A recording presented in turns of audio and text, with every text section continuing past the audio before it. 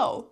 Ja ihana kun sä oot löytänyt tänne kanavalle, sä olet eksynyt joko puolivahingossa tai ehkäpä ihan tahallaan Knitpai-viikon neulekuulumisiin, jossa mä koitan käydä suht säännöllisesti läpi mun valmiita neuleita, mun keskeneräisiä neuleprojekteja ja sitten onks mulla jotain suunnitelmia.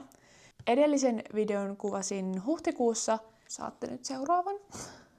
Nappaa itsellesi kahvi tai joku muu ja vaikka puikot käteen ja nauti. Aloitetaan koko homma tuttuun tapaan valmistuneiden neuleiden pinkasta, joita on tässä kuussa 4 kappaletta. Ensimmäisenä pienenä tuotteena meillä on valmistuneena Sophie Scarf, minkä mä tein itselle. Tää on tehty Dropsin Baby Merinosta ja muistaakseni 3,5 puikoilla. Tää oli kokonaisuudessaan tosi kiva projekti. Mulla meni tässä siis ehkä 2 päivää, kun mä tein tän, joten tää oli myös tosi nopea. Ainoa vaan, että mulla ei ollut kierroslaskuria, joten todennäköisesti lisäyksiä täällä nyt on mennyt vähän sinne sun tänne, mutta tää on tarpeeksi symmetrinen mulle. Eikä se ole ehkä ihan niin justiinsa, etenkin kun tää tuli vaan omaan käyttöön. Siinä ohjeessa on 2 kokoa, ja tää on kyllä siis mitaltaan pidempi kuin se isompi koko. Mä halusin, että tää tosi selkeästi ylettää silleen tavallaan 2 kierrosta, niin että se ensin laitettaisiin tästä näin. Sitten heitetään tuolta takaa ristiin ja sitten solmitaan tuosta edestä. Nyt on vaan siis ollut niin lämpimät kelit, että mä en ole päässyt käyttämään tätä vielä. Mutta tää oli kokonaisuudessaan tosi kiva projekti ja en oo vielä punninnut, niin kuin en itse asiassa varmaan ole mitään näistä töistä. Mutta mä laitan tähän videoon sitten menekit näistä neuleprojekteista. Seuraavaksi nämä on siis ollut jo käytössä, joten nämä ehkä voi olla vähän sen näköiset, mutta todella perus raitaset villasukat ja nämä meni mun puolisolle. Nämä on about koossa 42-43 siihen väliin. Mä tein nämä vielä silleen summan mutikas, että mun puoliso ei ollut kokeilemassa näitä, kun mä nämä päättelin, mutta ainakin nyt vaikuttaa olevan hänelle ihan täysin sopivat. Nämä on tehty Novitan 7-veikasta ja nämä oli vähän tälleen jämälankaprojekti, mutta mä siis punnitsin mun lankakerät ja päätin, että kyllä nämä riittää. Et mä saan näillä lankakerillä. Mä vielä tein tän varren tälleen valkoisella sen takia, että näitä sinisiä riittää. Älkää muuten välittäkö mun kynnisistä, mä oon menossa kynsihuoltoon ihan suun. Vaaleansinistä riitti vallan hyvin ja sitä jäi vielä ylikin, mutta tumman sininen loppui kesken ja mä jouduin siis käydä ostamassa uuden kerän. Eli tästä jämälankakerästä jäi lankaa nyt jäljelle enemmän kuin sitä oli alussa, koska siis mun lanka loppui muistaakseni about tossa raidan kohdalla, niin että mun piti ostaa siis uusi kerä lankaa ton raidan ja tän kärjen takia. Nää on tehty 3,5 puikoilla ja sitten mä tein tänne siis tiimalasikantapään. Mä oon nyt alkanut tekemään tiimalasikantapäätä sukkiin. Mä oon aikaisemmin aina tehnyt sen vahvistetun kantapään, mutta nyt ehkä viimeiset 3 tai 4 paria on mennyt tiimalasikantapäälle ja tää on kyllä ollut tosi kiva. Ja varmasti tuun tekemään myös jatkossa. Tää on 3 kierroksen raitaa ja nyt vihdoin ja viimein mä ymmärrän sen, kun ihmiset puhuu siitä, että raitaa on tosi koukuttava neuloa. Koska siis nämä villasukat tuli tyyliin 3 päivässä, silleen, että mulla oli myös muuta elämää, eli kävin töissä. En neulonut 3 päivää putkeen, mutta harvoin tulee niinku miesten villasukat, ainakaan mulla, niin noin nopeasti. Mutta näissä aina mä teen vielä 1 raidan. Niin nyt mä hiffaan sen, mistä ihmiset puhuu, kun ne puhuu siitä, että raitaa on tosi kiva ja nopea neuloa. Siirrytään sitten isompiin projekteihin. Ja ihan ensimmäisenä täältä tulee tämmönen ihanan punainen väripilkku.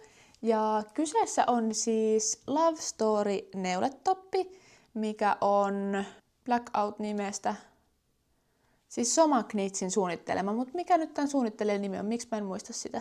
Nyt mun pitää kuulkaas ihan luntata. Tiia Holm. Miten mä ollaan nyt karkas jotenkin tälleen nimi ihan päästä, mutta siis tosiaan Love Story neuletoppi. Tää oli mulla itse asiassa viime videossa muistaakseni keskeneräisenä. Ja nyt se on tosiaan valmis ja se on myös päässyt jo käyttöön. Mä laitan tästä myös kuvia tähän ja mä halusin ehdottomasti tehdä tän, mikä on tälleen korkealla pääntiellä. Eli se tulee tähän aika ylös. Mä siis alun perin aloin tekemään tästä kokoa S ja mun mielestä mä kyllä loin silmukat S-kokoon, mutta tää oli ensimmäinen iso pitsineuletyö, minkä mä tein. Ja mä en tiedä, onko pitsineuleessa sit mun käsialassa niin iso ero, Mutta tää on siis mitoiltaan M kautta jopa L, eli tää on yli MK, vaikka mä mun mielestä tein kyllä SK niin kuin alun alkaen.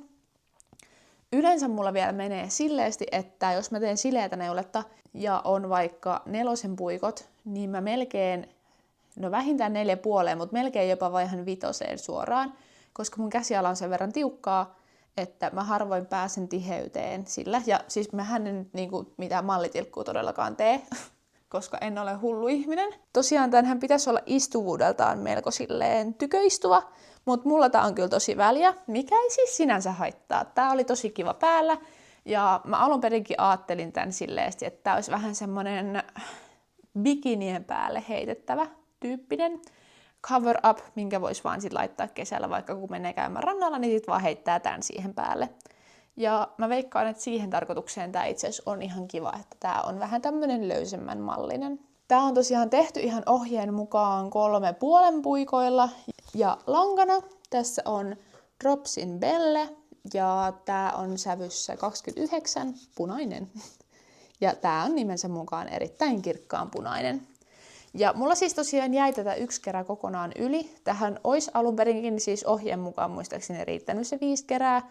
Mutta mä en tiedä, mä varmaan varalta siis ostin 6. ja tähän ei kyllä tarvinnut edes koskea.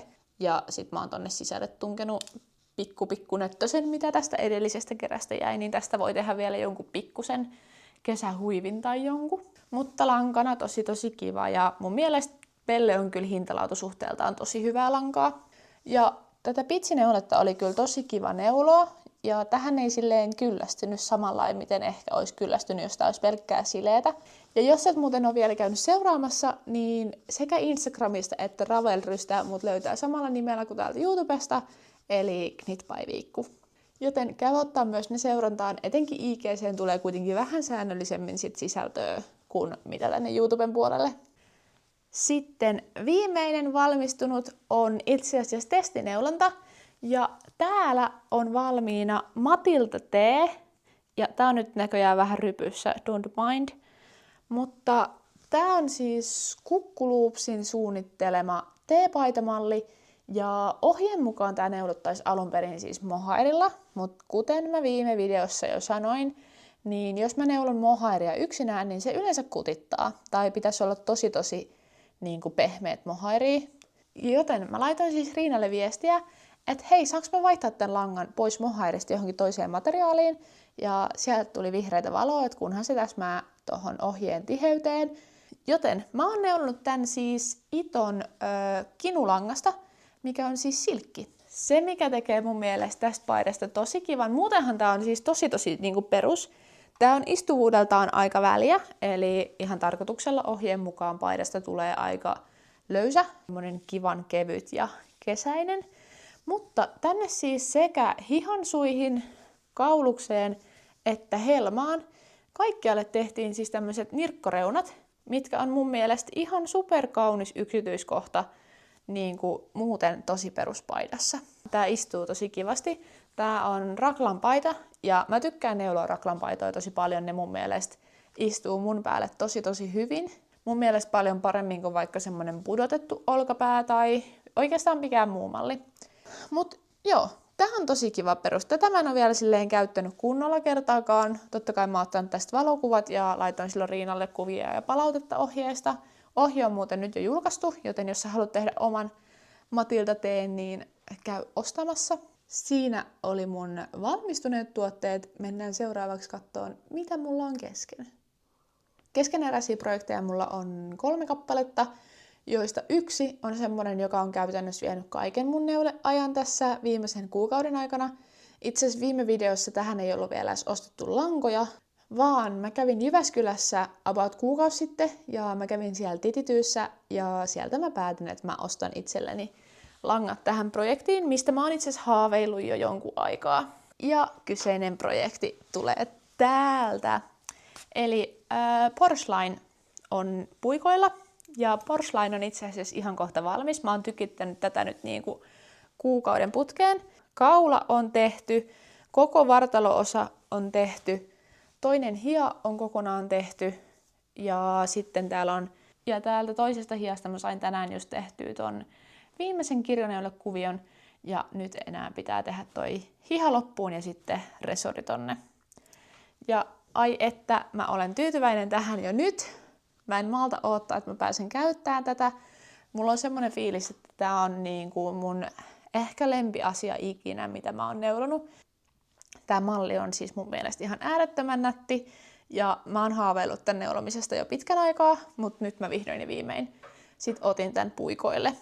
Lankoina mulla on tässä Sadness Gardenin Tynbergyntti, mikä oli siis ihan ohjeen mukainen lanka. Ja sen kaveriksi mä ostin Tukuwoolin silkkimohairia. Mutta tosiaan siniset ja sitten tämmönen, tää on aika lähellä silleen luonnonvalkoista, mutta tää Tynbergyntti on kyllä enemmän bacon taittavaa kuin valkoiseen. Niin tosta pohjasta ei siis tule ihan semmonen niinku valkoinen. Mutta mä halusin ehdottomasti tehdä tän tällä sinisellä niin kuin ohjeessakin, koska mun mielestä se on tosi nätti. Ensimmäistä kertaa ikinä neuloin kirjoneuletta tasona. Mä en ole siis ikinä tehnyt mitään, missä kirjoneuletta tarvitsisi tehdä tasona. Ja mun mielestä mä siis onnistuin siinä kyllä niin kuin tosi hyvin. Ottaen huomioon, että tätä ei ole vielä kasteltu tai tällä ei ole tehty mitään, niin tästä tuli tosi tasasta jälkeä. Mutta sanotaan, että kyllä mä olen onnellinen, että tätä ei tarvinnut tehdä enempää kuin tämä ensimmäinen osuus edessä ja takana. Koska ei se nyt niin mukavaa ollut, mutta mä selvisin siitä. Mulla on 4 puikot, resorit mä oon tehnyt 3. ja mä teen siis hihaa tämmöisellä 40 sentin hihapuikolla, mikä on maailman pelastus. Jos et tee, niin aloita tekemään hihas tällä. Mä oon siis ennen tehnyt aina luuppaamalla pääasiassa mun hihat, mutta itse asiassa tästä nyt kyllä kuuluu kiitos Lankapirtin Juorujen Roosalle, joka on itse asiassa tämän tismalleen saman neuleen kanssa tuskailut, eli hän teki luuppaamalla muistaakseni toisen hihan, ja sitten nämä kirjoneuleet kinnasi tosi paljon, ja sitten hän vaihtoi tämmöiseen puikkoon. Ja toinen hiha sujahtikin sitten ihan noin vain. Hän sai nyt mut vakuutettua siihen, että osta nämä. Ja mä ostin siis Knit Pron puikot, koska mä tykkään tosi paljon näistä puikoista, mä neulon kaiken näillä. Niin nyt löytyy myös 40 senttisiä muutamat eri versiot. Mutta tää on ollut nyt kyllä niinku pelastus todellakin. Ja en kyllä varmaan palaa enää mihinkään muuhun hihatekniikkaan kuin tähän. Tätä on tehty nyt ehkä reilu 3 viikkoa ja tää on hujahtanut aika lailla valmiiksi. Tää ei enää kovin paljon vaadi, niin tää on aika lailla vienyt mun neuleajan hyvinkin pitkälti, joten sen takia myöskään keskeneräisiä ei ole kuin ihan muutama. Mä oon siis ihminen, joka yleensä sit, jos löytää kivan neulemallin, niin neuloo sen myös uudestaan. Ja mulla on täällä keskeneräisenä uusi Love Store-neuletoppi. Lankana edelleen Dropsin Belle, mutta nyt sävyssä 03, eli tämmönen beige. En muista, olikohan tämä nimi beige pelkästään. Täältä on tosiaan tulossa toinen. Ja siinä ohjeessa tonne helma, mä en edes näyttänyt ehkä tätä, mutta siis täällä ohjeessa tänne myös tehtiin tämmönen nirkkoreuna, samanlainen mikä tuossa toisessa paidassa oli. Ja ohjeessa tosiaan oli sekä tämä että sitten joustinneule vaihtoehto. Ja koska mä tein tuohon punaiseen ton tänne mä päätin, että mä teen ihan vaan ton joustinneuleen. Ja mulla on tuossa työssä kiinni tämmönen itse asiassa käsityömessuilta ostettu tosi nätti tommonen silmukkamerkki. Tosiaan tein yhä edelleen SK, mutta vaihdoin puikot nyt puolikokoa pienempään, eli mulla on 3 puikot tässä kiinni. Ja nyt ainakin näyttää siltä, että tästä tulisi vähän enemmän tyköistuva. Mä nimittäin haluan semmoisen vähän tiukemman, koska toi punainen on tosi löysä. Ainakin nyt tosiaan mitat näyttää siltä, että tästä pitäisi tulla semmonen suht tiukka, mutta kuitenkin rento. Mutta tämän mä aloitin siis ehkä 3 päivää sitten tyyliin, niin tää ei vielä ole ihan hirveästi edennyt mihinkään. Viimeisenä, yhä edelleen, kun löydän kivan mallin, teen sen uudestaan. Tää on myös tarveneule täysin itselle, tarvin 1 uudet villasukat, niin täältä on tulossa myös mulle tällaiset raitasukat, mitkä mä tein mun puolisollekin. Ja nämä on myös Novitan 7-veikasta ja valkoinen ja olisikohan ollut metsänvihreä ehkä tää vihreä sävy. Nämä on myös täysin jämälankaprojekteja, näitä mulla oli täydet kerät molempiin, joten ne lähti sit puikoille. Raita on tismalleen samaa 3. Ja sitten täälläkin on toi tiimalasi kantapää. nää on tällä hetkellä mun tämmönen ehkä mukaan otettava projekti, mikä kulkee täällä mun ihanassa projektipussissa, minkä mä itse asiassa näytin kanssa viimeksi, minkä mä itse olen ommellut Jämäkankaasta. Siirrytään sitten suunnitelmiin. Nyt mä menen mun Ravelryin lunttaamaan, että mitä kaikkea mä oon tänne kirjoittanut, koska mä tallentelen tänne aina kaikkea kivaa. Yksi kesätoppi, minkä mä haluaisin vielä tälle kesälle ehtiä tekemään, on Sailor Swift Top. Tätä näkyy tosi paljon monen muunkin neulojan puikoilla ja mun mielestä tää on kans tosi kiva perusmalli. Niin jossain vaiheessa mä ehkä haluaisin, että se löytyy myös mun vaatekaapista. Sitten Kutimukset kanavan Katri ja Jonna oli molemmat tehnyt ton Anna Tanskasen suunnitteleman Iris Cardiganin. Olikohan sen nimi Iris? Joo, Iris Cardigan. Niin se näytti tosi kivalta ja mä ehkä haluaisin tehdä sellaisen myös itselle. Se näytti myös tosi nopealta neulo, koska se neulottiin niin isoilla puikoilla.